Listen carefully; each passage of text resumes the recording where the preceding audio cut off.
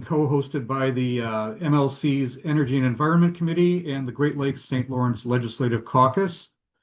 We welcome everyone into the webinar.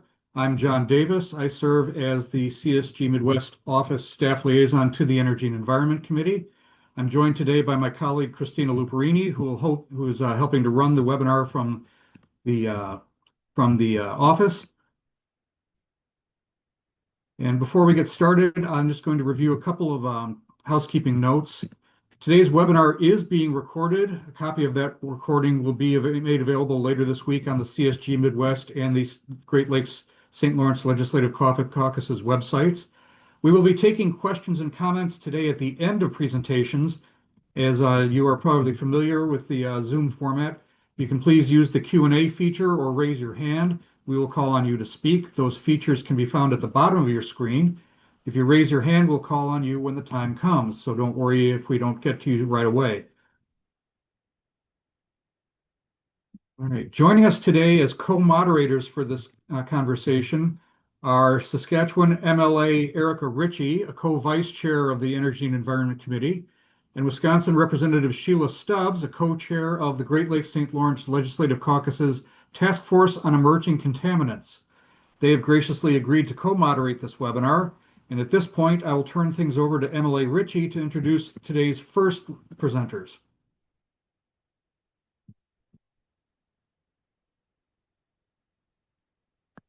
There we go.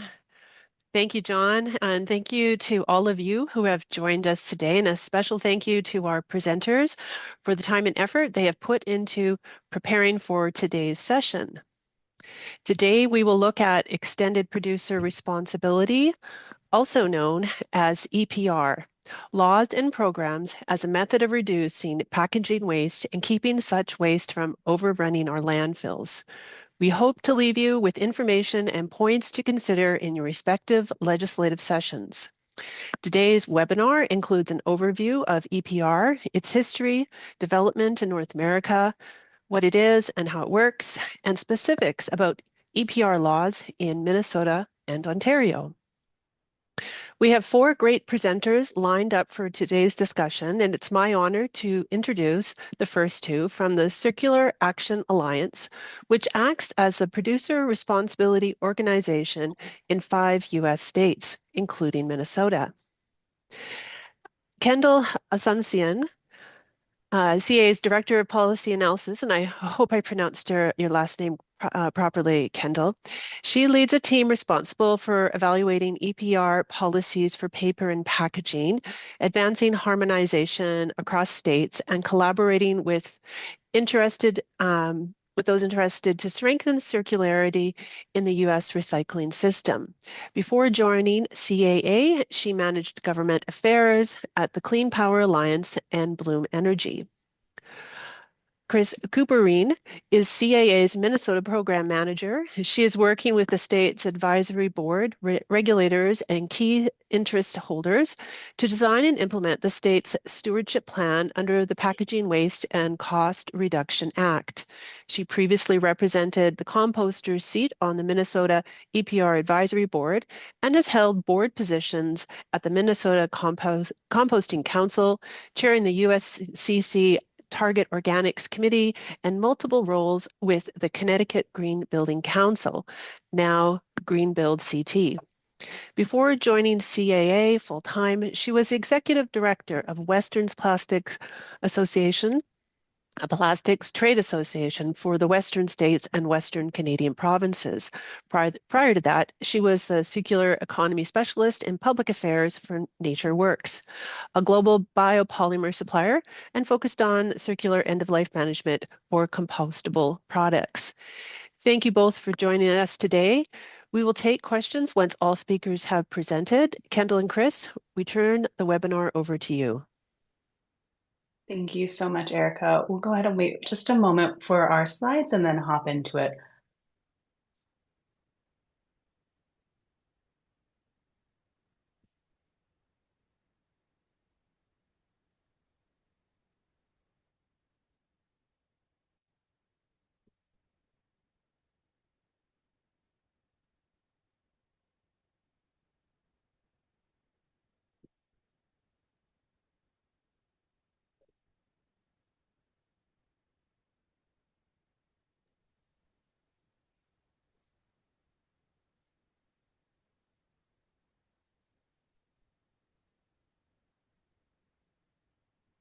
Okay, we apologize for the technical difficulties here.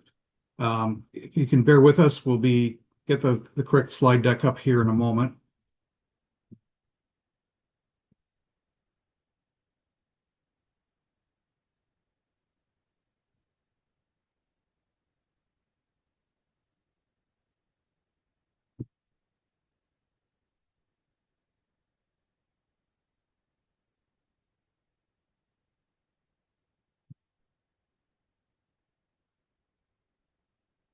Okay. Okay, sorry about that to our CAA presenters, but if you can see the screen properly now, just give me a cue Yeah, when you're ready to switch slides. we can see it. Thank you. So we can go on to the next slide. Okay.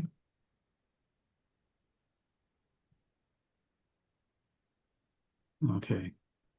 So, as Erica mentioned, my name is Kendall Ascension. I'm the Director of Policy Analysis at Circular Action Alliance. We're joined by my colleague, Chris Cooperine, who's Program Manager in Minnesota. And we're really happy to be here with you today to give an overview of EPR in the US and then really focus in on what's going on from our purview in Minnesota. So we can go ahead and move to the next slide, please. So for those who might not be familiar with us, Circular Action Alliance is the U.S. Producer Responsibility Organization. That means that we are a nonprofit that is dedicated to implementing the EPR laws for paper and packaging throughout the U.S. We were founded by a number of food, beverage, and consumer goods and retail industries. So you can see our founding members on the slide. And we have been approved to be the pro in California, Colorado, Maryland, Minnesota, and Oregon. Excuse me. Next slide, please. So what does a pro actually mean? Besides being a producer-led nonprofit, we really work on managing and improving the collection system in states that have EPR laws. So that way we can drive the positive environmental outcomes of the communities. And we have a number of steps that feed into this. So one of the really big pieces is consulting. We engage with interested communities, interested policymakers, those folks who are really making this system work, from the haulers to the MRFs to those people who are going to be driving the end markets, to really ground truth what our plans are going to be and understand the system that we're working with. From there, we work to develop the comprehensive EPR plans statewide. So we're using the consultations to also inform the plans that are derived to be responsive to regulations as well as the statutes. So making sure that we're really driving those outcomes. And after we've developed the plan, we go ahead and we facilitate that implementation. So we manage producer compliance, reporting, we set the fees and collect them to drive what I think we're all really interested in, which is the results. So part of this is catalyzing those incentives to move forward those packaging design changes that are going to be improving environmental outcomes. And then really using those funds to not just invest in the collection system and improve it, but start building up and really improving those end markets. So that way we're continuing to drive that circularity. And a really big piece of this really hinges on education. So making sure that we're implementing the education outreach and supporting that with the necessary collateral and tools to make this system work as a whole. Next slide, please.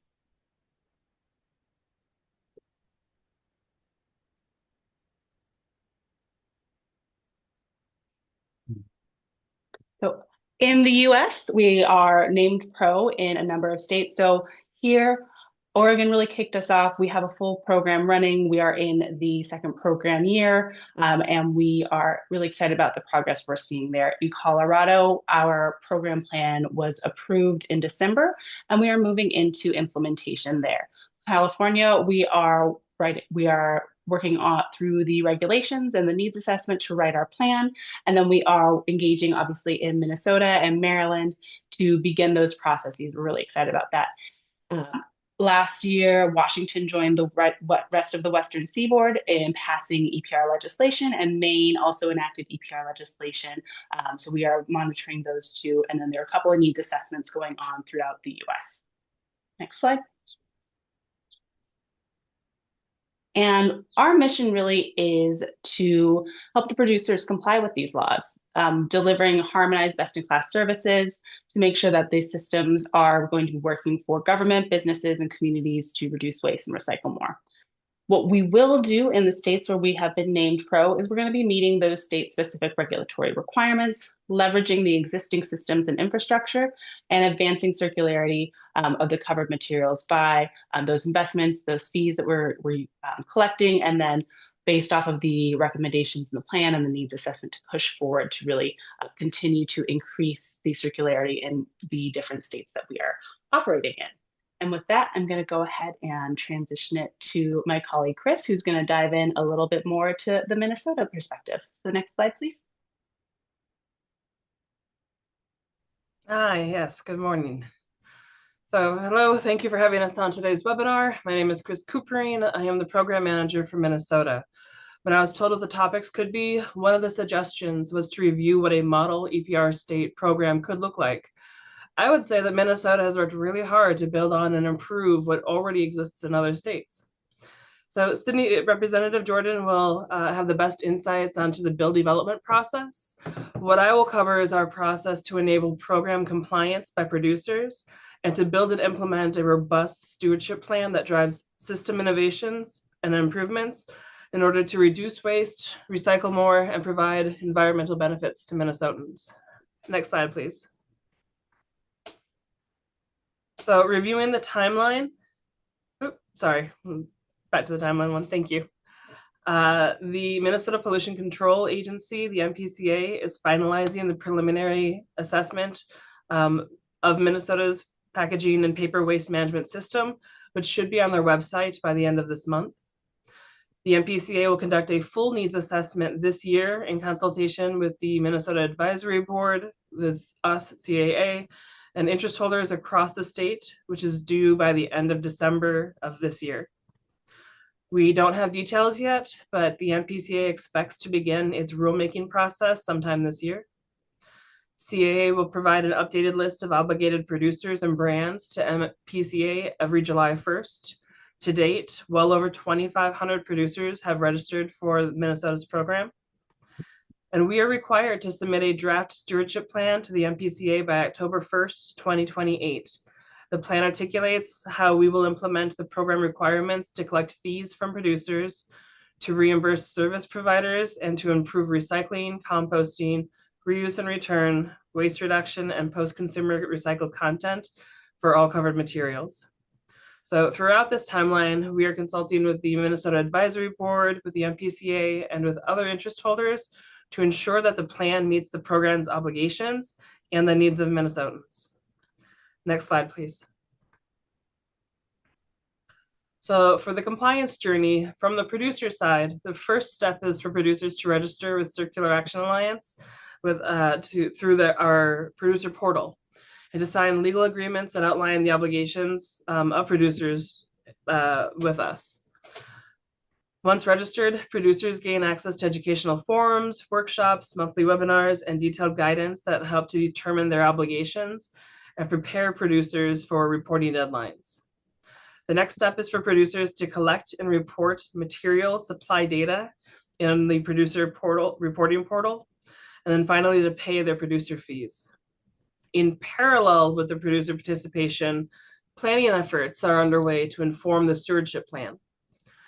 The first step on that pathway is to conduct the needs assessment, which builds on a baseline understanding of how packaging is currently managed in Minnesota and by whom, and where there are opportunities to increase access to services and invest in infrastructure. The data collected during the needs assessment guides the development of a system improvement strategy. We then focus on drafting the stewardship plan. As I mentioned before, the development of this plan does not exist in a vacuum. It will require substantial engagement and consultation with interest holders across the system, coupled with iterative feedback from the advisory board, and ultimately this plan needs to be approved by the MPCA. After we have the accepted plan, we will launch the implementation phase of the program. And at this point, we start reimbursing service providers and invest in system expansion and improvements. Next slide, please. So we have 11 strategic operating principles that guide our mission to create a circular economy for paper and packaging. So we want to build an operation that provides consistency across states and that builds consistency within states like Minnesota, such as striving to have waste service providers collect the same recyclable or compostable packaging across jurisdictions. Having the same recyclables and compostables lists across the state will help reduce confusion for Minnesotans and improve customers' experiences and access to those services, which helps increase how much is recovered and diverted from landfill. We support the optimization of recycling facilities because collection is only the first step in successfully recovering packaging and paper. We will need to invest in the capacity of facilities to sort what comes in and then to market the outbound materials. How those investments are made will be informed by the data that's collected in the needs assessment. And then we want to ensure a level playing field for producers by getting all obligated producers to participate and by providing them with clear and consistent guidance so each pays their fair share. Next slide, please. So we support and incentivize packaging design innovations to reduce waste and enhance recyclability or compostability, or by shifting overall to a reuse refill model. We enhance the collection of covered materials by improving recycling and composting access for residents and covered entities within Minnesota. By improving the system, we enable producers to access higher quality recycled materials that they can then use in new products and packaging. This is a critical step to achieving a circular system of resource management. And our job is to provide strong producer governance while effectively representing our producers' priorities in the marketplace. And then one more slide, please. So the stewardship plan that we're developing for Minnesota is going to be informed by the needs assessment, by evidence-based decision-making, and by meaningful collaboration and consultation with interested parties like the MPCA and contractors, the advisory board, and other interest holders. An important part of this plan is to accelerate material circularity, will be to develop and support responsible end markets for these covered materials. And as we determine what is needed to increase diversion in Minnesota, we will support alternative collection systems for new packaging formats like compostables and reusable packaging. And since we're holding off on questions until the end, I will pass it back to John. Thank you. Thank you, Kendall and Chris, for your presentations. We'll now turn the webinar over to our legislative colleagues. Minnesota Representative Sydney Jordan, who authored the state's 2024 EPR law, the Packaging Waste and Cost Reduction Act, who will talk about how her bill became law and how its implementation is coming along, and Ontario MPP Mary Margaret McMahon, aka Triple M. She serves as the opposition critic for environment and climate policy and will begin and give us an overview of the Canadian approach to EPR programs and discuss Ontario's EPR for packaging law. Well, I think I'm first. Hi, everyone. My name is Sydney Jordan. I use she, her pronouns, and I represent Northeast Minneapolis and Southeast Como in the Minnesota House of Representatives. I am the DFL co-chair for Education Policy, and I also serve on the Rules Committee and the Environment Committee. And one of my favorite bills I carried is the Packaging Waste and Cost Reduction Act, which was the first EPR law passed in the American Midwest. But it didn't come out of nowhere. I studied a lot of Canadian laws, in particular, the laws coming out of British Columbia and Quebec to learn about Minnesota, and also learned a lot from other states. But I didn't just decide EPR was the way. It was something that came out of a real need in my community. North and Northeast Minneapolis are environmental justice communities, which means that our communities are overburdened by pollution, including pollution coming from a trash incinerator located just north of downtown Minneapolis called the HERC, which is operated by Hennepin County, which is our county. I and my constituents have asthma. We have the highest rates of asthma in the entire state of Minnesota and other upper respiratory diseases. And myself, when sometimes the pollution is so bad, I cannot leave my home because I am too sick. And that is not a anomaly in my community. And so we were looking for ways to, my constituents were very interested in shutting down the HERC and stopping pollution from incineration and other industrial forms of pollution. And so I talked to the county, who is in charge of both recycling and solid waste here in Minneapolis. And they said, you know, we would love to shut down the HERC. And we're actively working to do that, but there's just simply too much trash that's being burned and nowhere else to put it. And so we looked at ways to lower our trash. And one of those ways is EPR. Minnesota already has existing EPR for e-waste, batteries, paint cans, and other forms. And so we looked at what is the largest thing that could be recycled more or product category. And we landed on packaging, which is 40% of what is being burned in the HERC. And that's a problem because a lot of that can already be recycled, but we just don't have the programs. And a lot more of it is just single use materials that we're just getting from, you know, our Amazon packaging, from our just going to our local retailer. I always say that my constituents have a lot of choice in product categories like laundry detergent. There's 8 million different smells, there's flakes, there's pods, there's liquid, but all of it comes in plastic. And even the cardboard is coated in plastic. So it's all about, you know, my constituents don't have any choice in their packaging.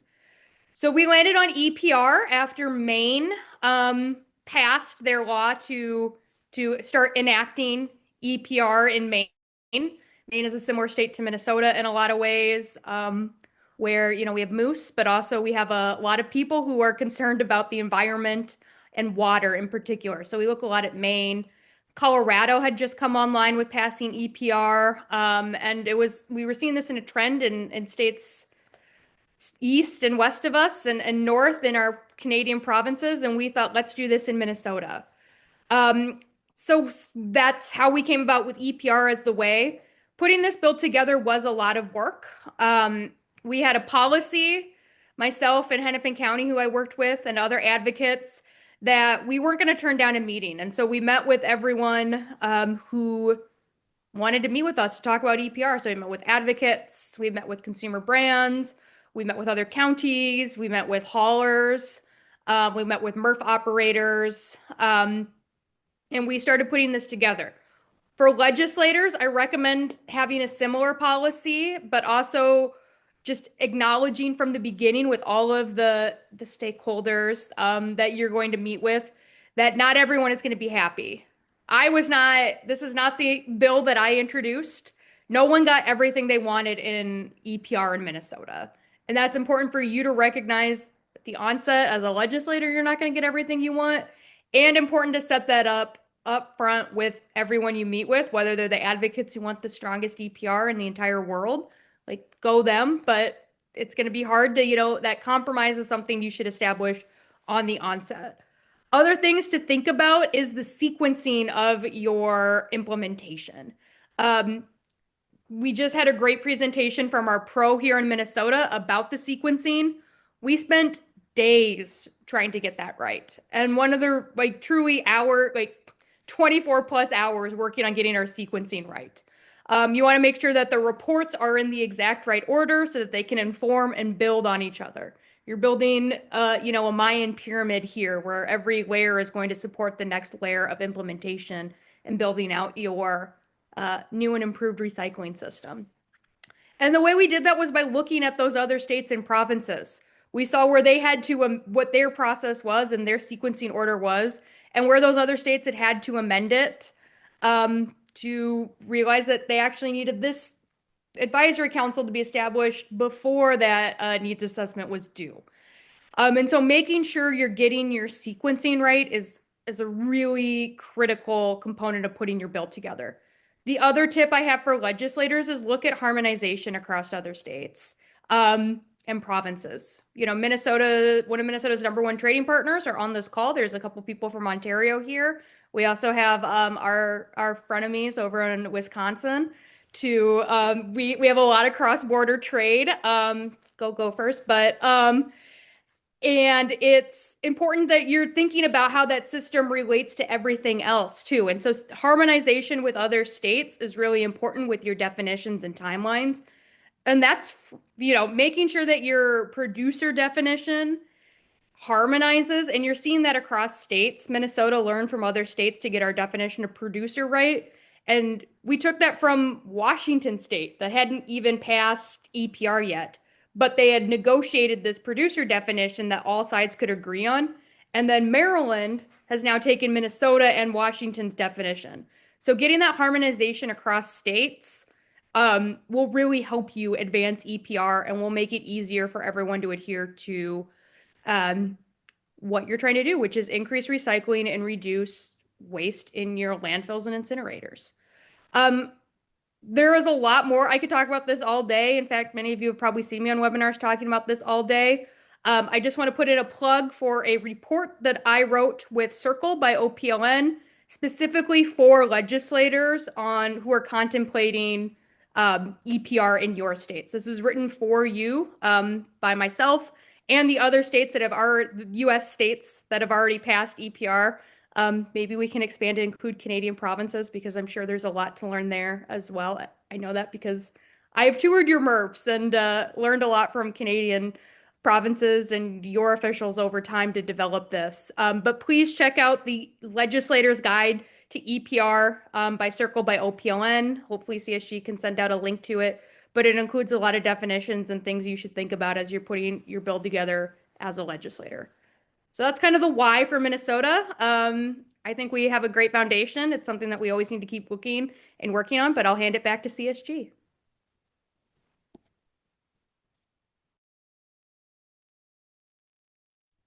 Yeah. And maybe it's just over to me.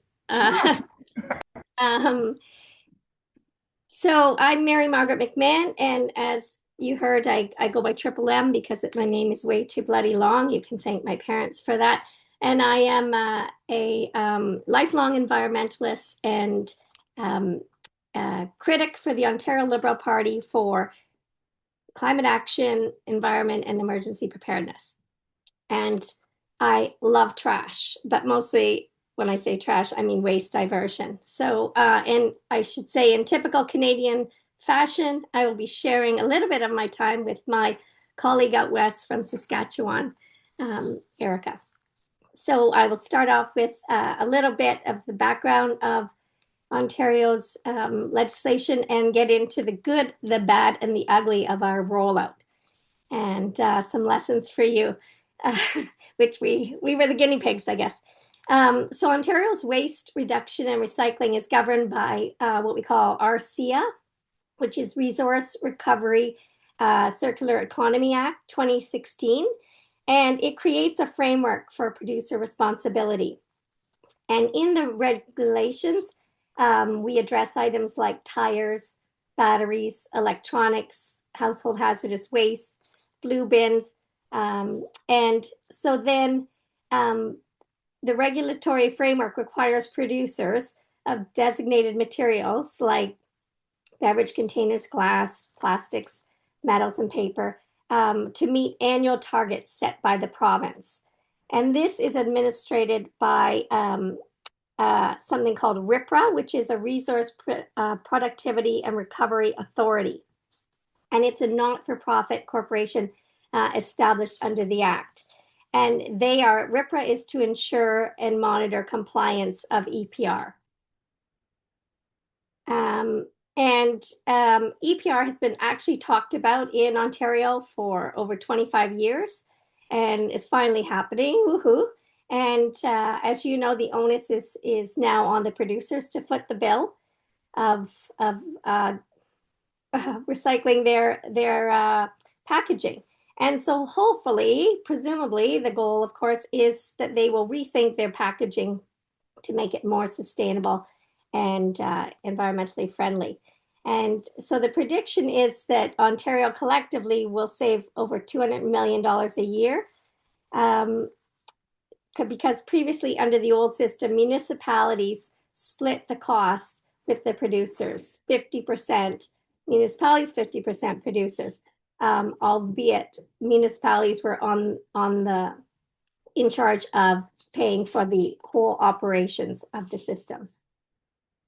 And as you know, was mentioned earlier in this webinar, producers need to contract a producer responsibility organization to meet their targets. And in Ontario, we now have 4 with the overseeing, one of them is Circular Materials, and Circular Materials oversees kind of the umbrella of the pros. In British Columbia, I hear they have 1. I don't know, Ontario sometimes seems to need to overcomplicate things, but we will see how it works out.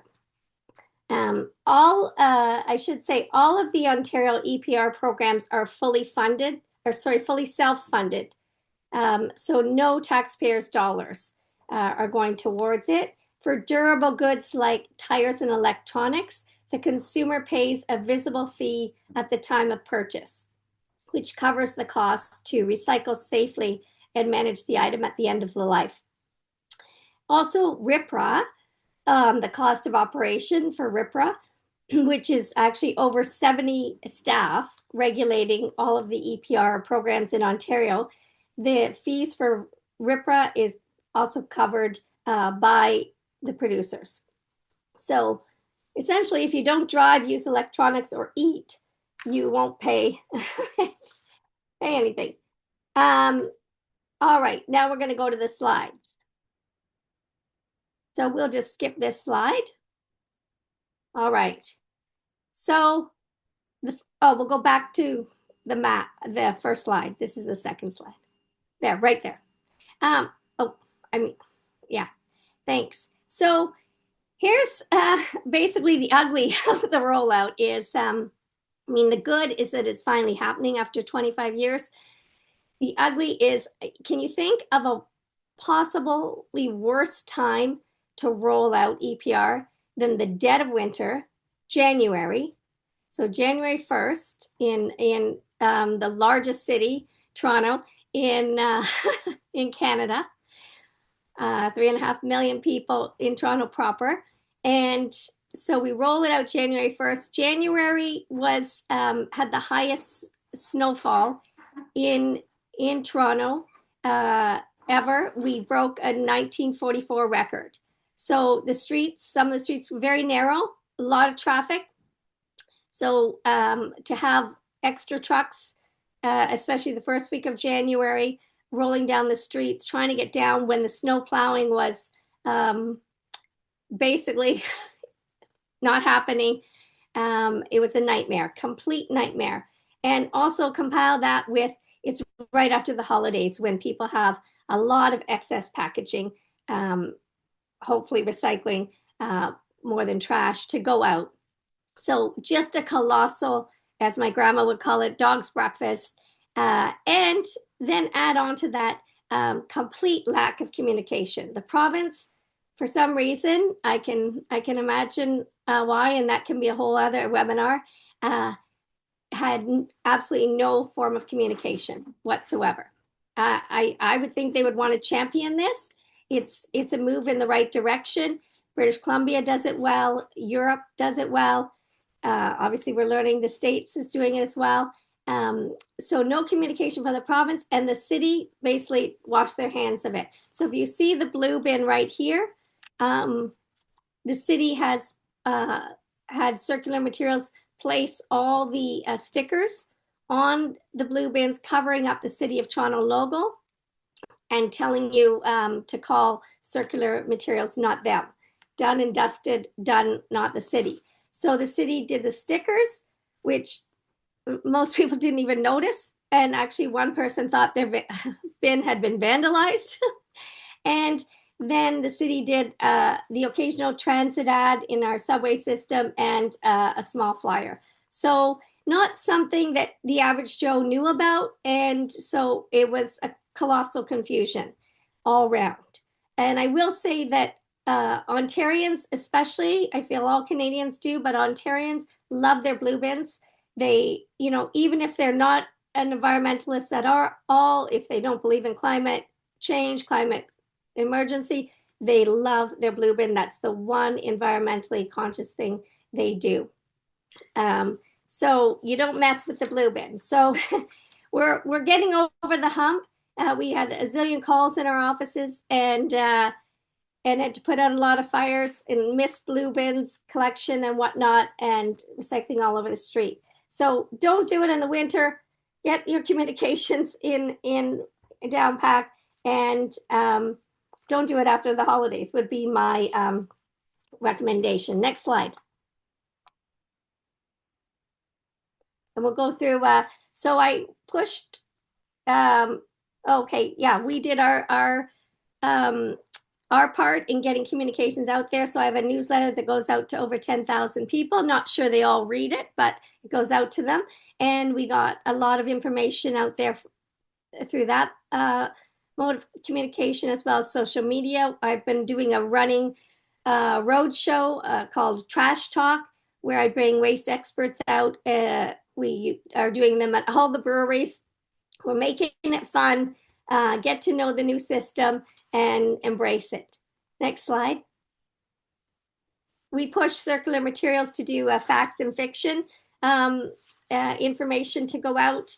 And so they put it out, we put it out, and we've had people share it. A lot of misconceptions. People think it's privatization of the whole system. And in Toronto, we have half of the city has private garbage pickup, and the other half has public garbage pickup. So people are very passionate about retaining city jobs. So we had to say all jobs. No one is going to lose their job over this new system. City solid waste workers who were originally in recycling, some of them will still remain in recycling because the city's still picking up businesses recycling products, and some will be redeployed. So no one loses their job. This has been talked about for 25 years. It's not something the Premier is pulling out of his hat. It's a good news thing. We will now standardize the system so that you don't, in some municipalities, you had black plastics being picked up, in others you didn't. So you go to your cottage and you could do the black plastics, but you couldn't do them in the city. It's very confusing. So the system is standardized, and they have increased collections so that now we are picking up toothpaste tubes, deodorant sticks, coffee cups, ice cream tubs, and more. And so ideally that will expand collection and improve recycling rates. And there'll also be a recycling app with this for more clarity, hopefully. Next slide is a bit more fact and fiction somewhere in there. And so maybe that can be switched while I continue talking. I'm just almost near the end, and then I'll be handing it over to my colleague from Saskatchewan. We have some concerns.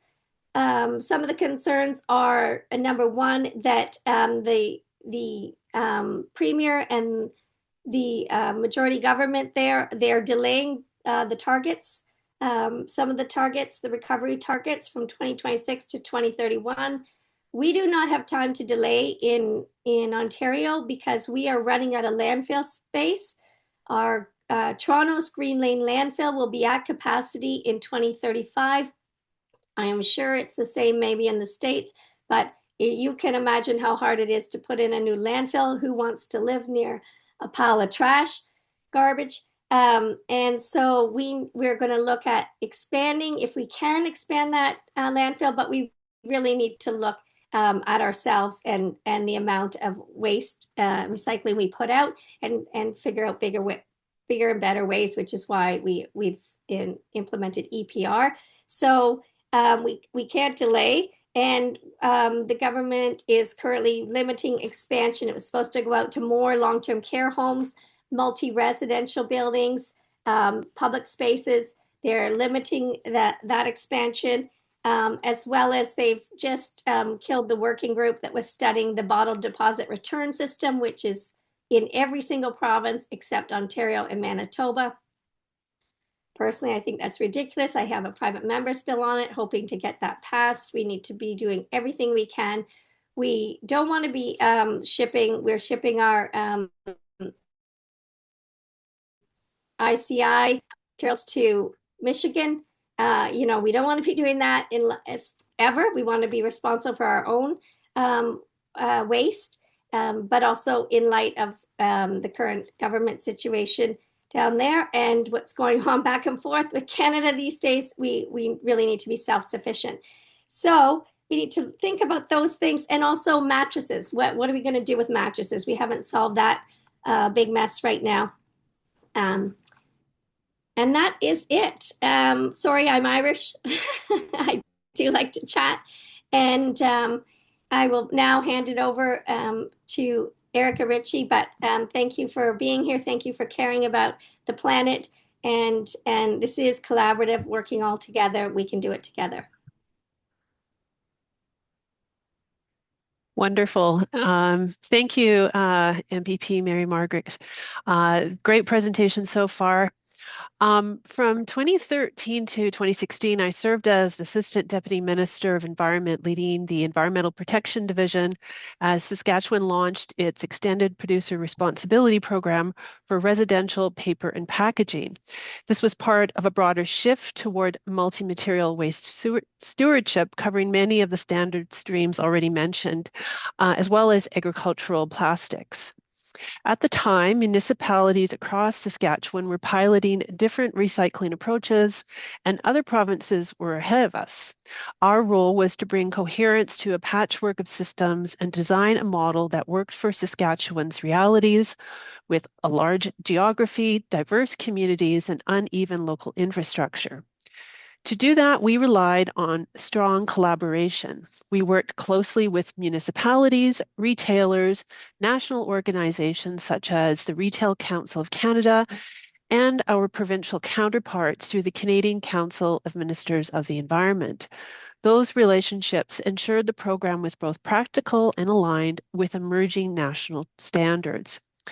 One of our toughest challenges was the newspaper sector, which was already in steep decline. We had to balance fairness with rapidly changing market conditions, and an early lesson in the need for flexibility as materials, technologies, and business models continue to evolve. Saskatchewan's system has strengthened significantly since those early years. In 2022, more than 37,000 tons of printed paper and packaging were collected and processed. And by 2024, the collection rate had reached 66.3%, illustrating that sustained collaboration among producers, municipalities, and residents can be achieved. A key turning point came in 2023 when the province updated the Household Packaging and Paper Stewardship Program regulations, shifting from a shared cost model where producers covered up to 75% to a fully producer-funded and operated program. This aligns with a broader policy direction across Canada, ensuring that those who design and market products are responsible for managing their end-of-life impacts. It strengthens environmental protection, reduces pressure on municipal budgets and landfills, and moves Saskatchewan further towards a circular economy. From this experience, there are several lessons for legislators. First, collaboration is essential. EPR succeeds only when producers, municipalities, and government work as partners. Second, pilot projects matter. Testing real-world solutions lead to programs that are durable and scalable. As well, phasing is key. Large-scale system changes require a stepwise approach to maintain fairness and stability. And listening early and often to understand the pressures facing different industries helps create policies that will stand the test of time. And lastly, empowering those delivering the system, the producers and municipalities, need the authority and flexibility to innovate. Saskatchewan's experience shows that well-designed EPR systems reduce waste, support municipalities, and strengthen environmental incomes while staying grounded in the practical realities of supply chains and community capacity. Thank you for the opportunity to share that experience here in Saskatchewan, and I look forward to any questions. Thank you, Representative Jordan, MPP McMahon, and MLA Ritchie.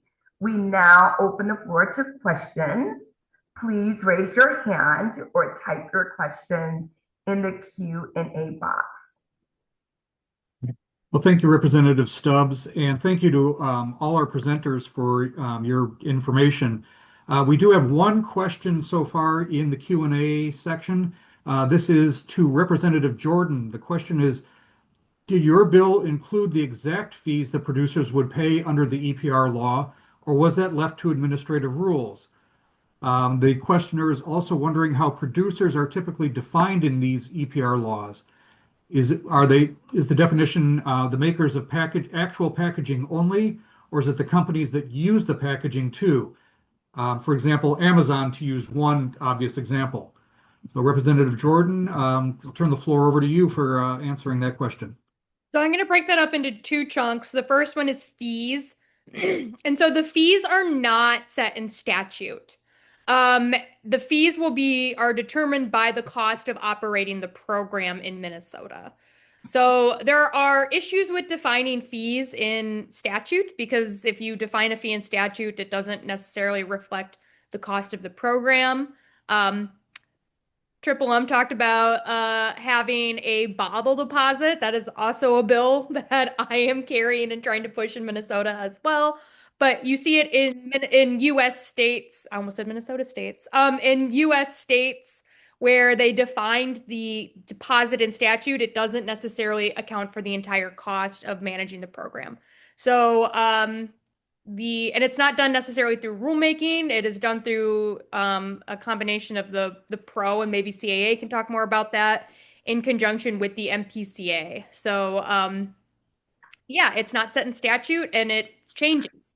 So if the program costs more one year, it might the fees might be higher that year. The other thing to keep in mind with fees is the concept of eco-modulation. And so depending on the packaging that you're introducing, you will pay a different fee. So if your product is more easily recycled, or for example, doesn't have a lot of inks or doesn't contain a lot of film, your fee will be less because it is easier to recycle. If you have a bunch of black ink or a lot of films, or your product is not as easily recyclable, it will cost more to introduce that packaging into the Minnesota market. And so taking a look at the fees are different based off of how much you introduce and the recyclability of that product. And so keep that in mind. And, that might change if there is a better technology for recycling film, for example. In terms of the definition of producer, it is a long, very legal definition of producer, but the easy way to kind of say it is the producers are the people who are the brands, is the easier way to think of it. So it's the brand owners, manufacturers, or importers, and they're the ones who introduce the packaging into the system. So I like to, we talk a lot about plastics here.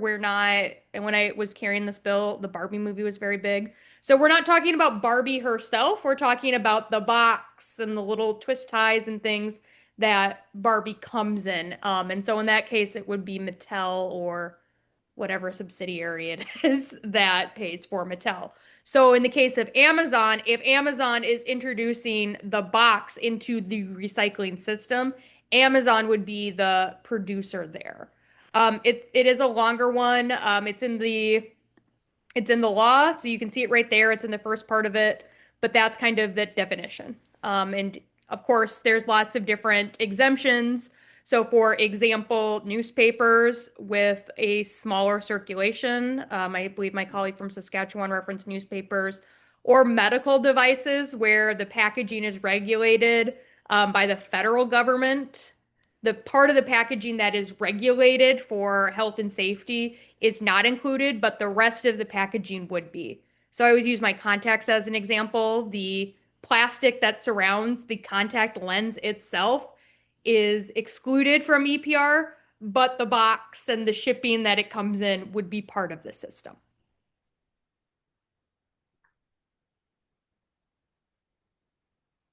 All right. Thank you again to our presenters. Thank you all to our colleagues with the MLC Energy and Environmental Committee and the Great Lakes St. Lawrence Legislative Caucus. On behalf of both bodies, thank you for joining us today. We hope that you will continue to engage with us through various programming opportunities in 2026.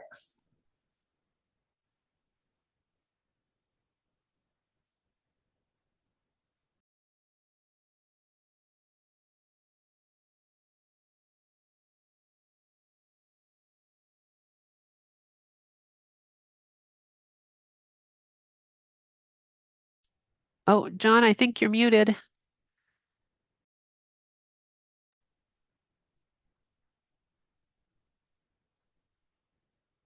You're still muted, John. Oops, sorry about that. Yeah, we are doing some more questions in the chat. The first question. This is addressed to anyone, so I'll ask our legislators on the panel.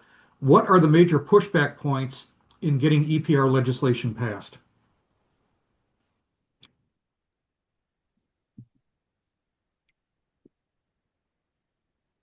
I can take that one. I mean, there's a lot of people.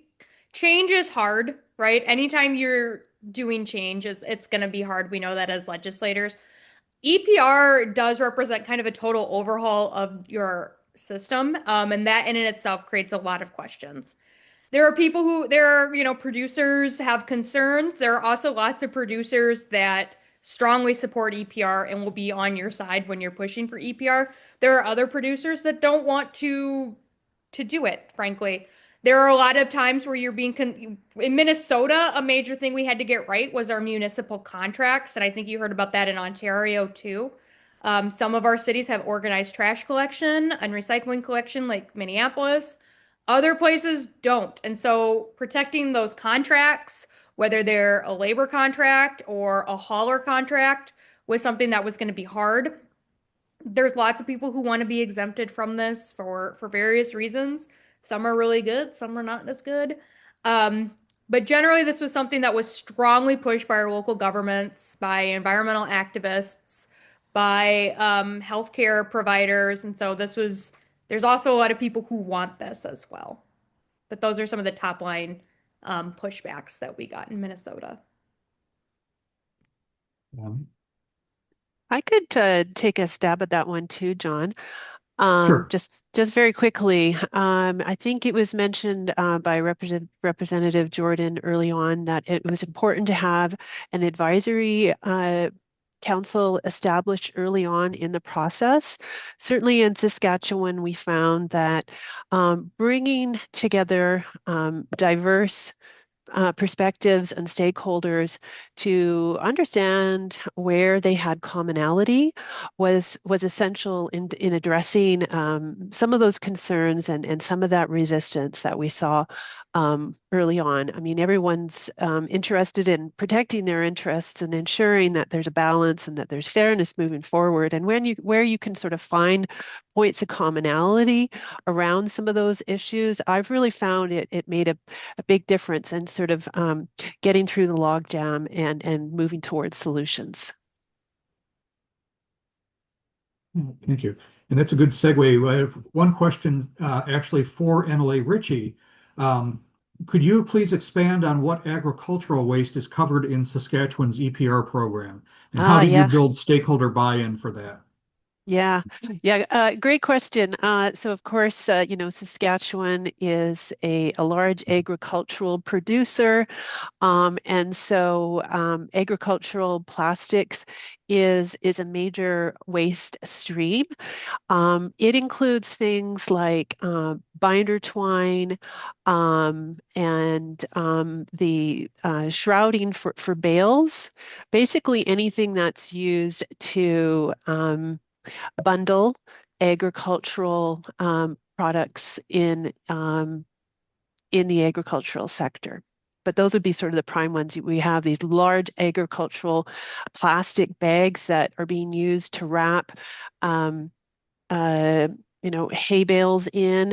It represents, massive quantities of plastic that over time degrade and have to be discarded. And I think the second part of that was how did you build stakeholder buy-in for that part of the program? Yeah, thanks very much, John. It took a lot of time. That program, it required a lot of conversations, obviously, with agricultural stakeholders, with the Minister of Agricultural and his staff as well. And again, it was something that just required that we take a stepwise approach and do some piloting and not try to sort of, run to full speed, but taking that stepwise approach and bringing the stakeholders along with us. Thank you. All right, and the last question so far in the Q&A is that for states and provinces that have had EPR laws in place for a while, have there been any analyses on the impact in terms of reductions in landfill use? Or is this something that states and provinces make sure is tracked as part of these programs?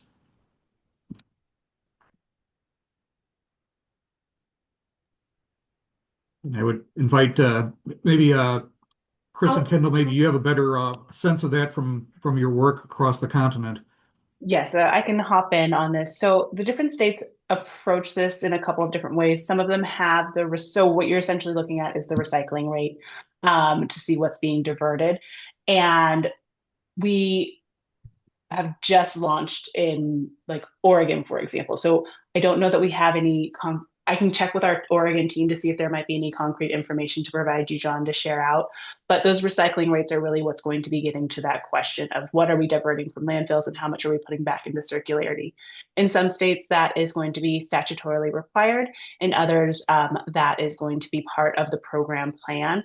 And we're excited to see where we end up at the end of these program plans that we're putting out and meeting those goals. Okay. Yeah, to expand on that, I would say, keep in mind just how new this is in the US. This is all being developed now and rather quickly. Minnesota's implementation of the stewardship plan doesn't even start until the second half, if not end of 2029. So what is so critical, and this is part of that question that was originally asked, is, trying to figure out fees and the rest of it. Until the needs assessment is done and then analysis of that needs assessment to make sure that the data was collected well, that it's thorough, that all the different pieces have been collected so that way we can use those to inform the program plan. There's so many iterative steps that still need to happen. I think from an implementation side, the only thing that I would say is all of this takes longer than you think it does. Especially when it comes to needs assessments, preliminary assessments, surveys, data collection, all of these things. So I think the one consideration I would put out there is 5 years seems like a long time from when a bill is passed to when it's being implemented. It could use more time just in order to do a really good job. One thing you can do from a legislative standpoint is while it was a separate bill, but even just having a waste population survey done, and it's something you can work on with your state agency that's in charge of solid waste.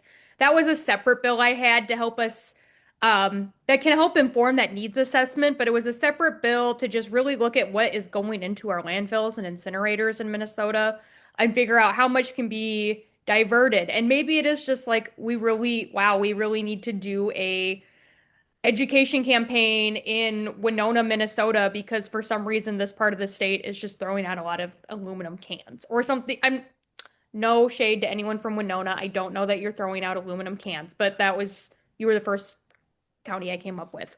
But that is a way you can help inform some of those work that can be done in addition to EPR.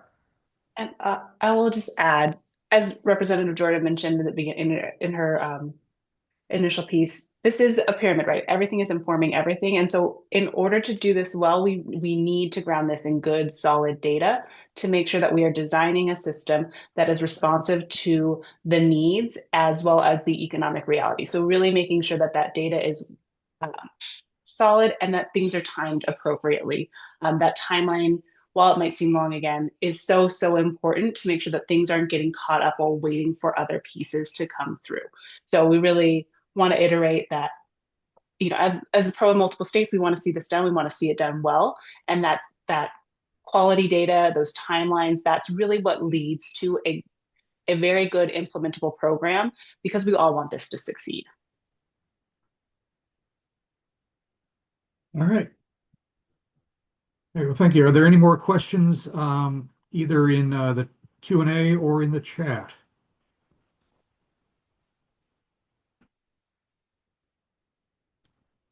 All right, well, seeing none, then I think we'll move to adjourn, as it were.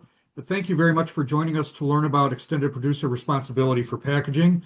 A big thank you to our presenters and our co-moderators. While we're at the end of this session, CSG Midwest will continue to offer webinars and other informative programming throughout the year, as will the Great Lakes St. Lawrence Legislative Caucus. Please visit our websites for more information about how to register for them. With that, thank you for your time and enjoy the rest of your day.